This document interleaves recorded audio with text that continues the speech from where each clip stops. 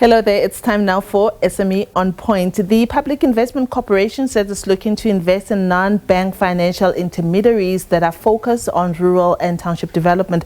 It has issued a request for proposals that meet the minimum requirements to be considered as potential partners in making investments in rural and township economies. The PIC says this RFP is aimed at building its pipeline of intermediaries who are focused on these areas which are rural and township development. I've invited Mr. Pane. He is the Executive Head for Research and Project Development at the PIC to tell us more about this RFP. Lucky, welcome to SME on Point. Thank you so much for making time to chat to us. Perhaps before we start about this tender that you have issued, let's talk about a short overview of the rural and township development strategy and how you are using it to promote and develop businesses in the rural areas and townships. Good afternoon, and thank you very much for having me. Also, good afternoon to your viewers. Look, I mean, as perhaps to kick off, if you look at the township economy, there are about 800,000 to about 1 million businesses that are operating in townships. The township market is estimated at over 900 billion, and there's quite a massive funding gap for these businesses, and that is estimated at about 350 billion. And this market is just too big to ignore and to exclude financially. Hence, the PIC has decided to take this step and now look at partnering with intermediaries to enter this market. It's not the first time that PIC is doing business in these markets. In fact, we've got quite a number of investments across different sectors within township and rural areas. One would be our retail, our property retail portfolio that's estimated at more than 4 billion. Our agri portfolio is estimated at more than 17 billion. We are also invested in hospital groups that operate in peri-urban areas. I think now we are now saying, let's also consider the smaller businesses that are operating in townships and rural areas, and we will do that by partnering with non-bank financial institutions. Yeah, this is a major step, and one that is so much more needed. We talk so much more on this show about the need for that. But perhaps let's talk about the request for proposals and the criteria. People may be watching us and thinking, we think we can actually do this, but let's hear from you what they need to bring to the fore. Yeah. Look, I think it's also quite important for people to understand that we are looking to partner with intermediaries that are already operating in these segments or in these sectors, and they need to at least have 2 years experience of servicing the township and rural market or businesses operating in these markets. It's quite important because we are seeking players that have a track record. The market is quite established, and it's quite key that they already have a model. Because we are interested in deploying capital, we can't be working with those that are going to try and enter. So we are looking at intermediaries that are already there, that are doing the work, that have a track record. That will basically hit the ground running. Without interrupting you, perhaps in the interest of time, Lucky, I'm sure also our viewers are thinking, what are the monitoring mechanisms? We know about the lots of corruption that is often related to tenders, and we don't want one day in future, sometime in future, to be going back to say, oh, remember that RFP that PIC issued, there's this that doesn't work, or there's this kind of corruption that's taking place. How are you putting in monitoring and monitoring of corruption mechanisms?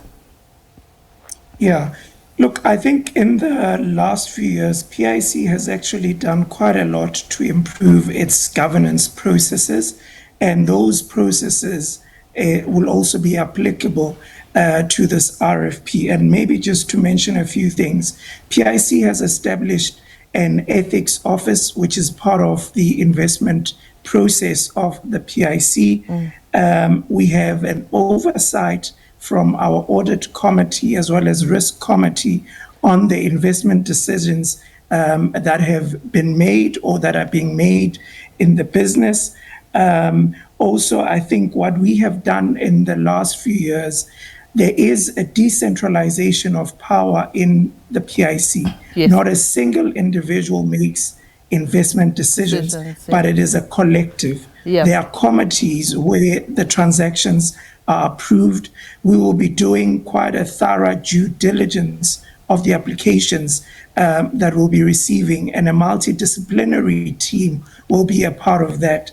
We also have our internal audit that does live audits on all the applications as well as on all the transactions that PIC processes. Lucky, thank you so much. I'm pretty sure that those that are watching are happy to hear about those mechanisms that are in place. And I hope that if you're watching at home and you know that you fit this criteria and you're able to put in that tender, please do so and let us know how the application process is going. And if you do get it, also do let us know. We are on SME on Point on Facebook. That's where you can have a chat with us. And in a short while, we're going to be looking at a very nice a waste bin project that has been done outside of Boksburg. But for now, we say goodbye to Lucky Pane, who is with the PIC. To this now, an ambitious electrical infrastructure and construction graduate from Limpopo who's residing in Boksburg in the East Rand has found a way to venture into entrepreneurship after failing to secure employment in his qualification. And as we know that unemployment in our country is in a crisis mode, with rates among young people reaching quite alarming levels. He started a small business, but while doing so, he found a way to use his electrical skills to invent what he calls a WasteWaver BeatBin. This is a dustbin that doubles as a speaker system, and he has invited us as SME on Point to his place selling to view his invention, and our producer Bianca Nguna went to see. Take a look. A 27-year-old entrepreneur and inventor Adolf Motlala started selling electronic accessories like phone cases, watches, adapters and power banks immediately after graduating from West College in 2024.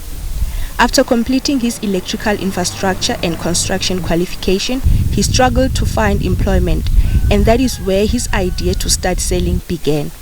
He started selling on the side while applying for jobs to avoid having no income. Now I'm not working. I'm self-employed. That's why I started a business. So at least I can sell and push life. Because life is very hard.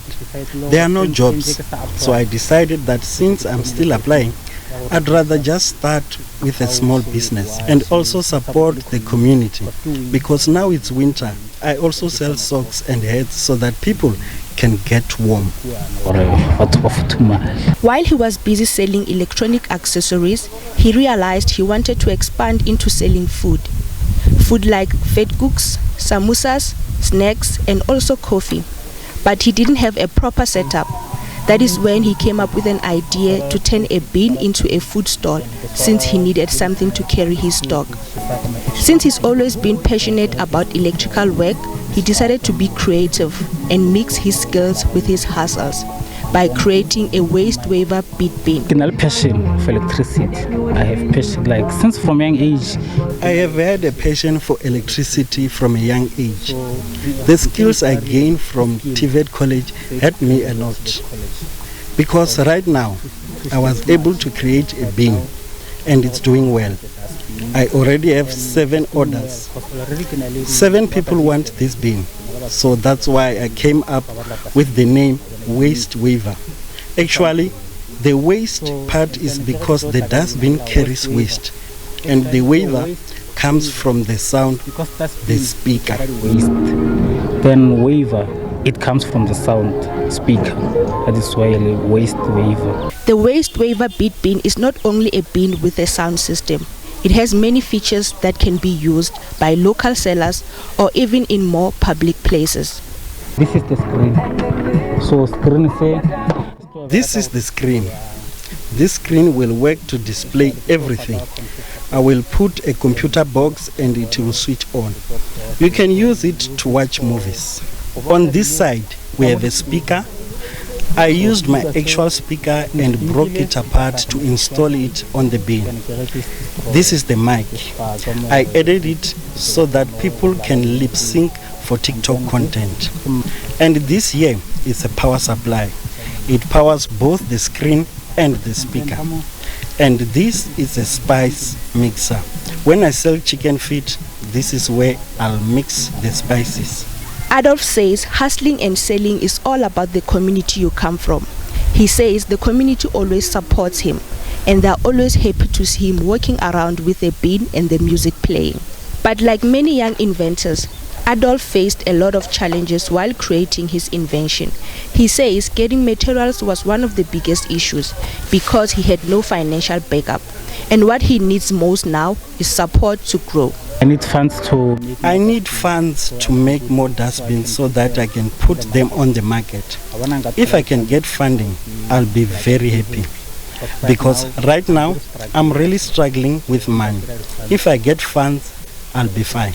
With his WasteWaver BeatBin, Adolf Mohlala is proving that innovation doesn't need a factory, just a vision and determination. This bin can be used by vendors at taxi ranks, schools or any public spaces of selling. It can also be used by DJs, as it's not only suited for food but also has DJ features. Adolf believes that hustling should be fun. His invention can do a lot for hustling with its features, depending on what you want to do. And at the end, whatever you do will have music on it to enjoy your hustle. Bianca Nguna, SABC News, Johannesburg. Wow. How exciting is that?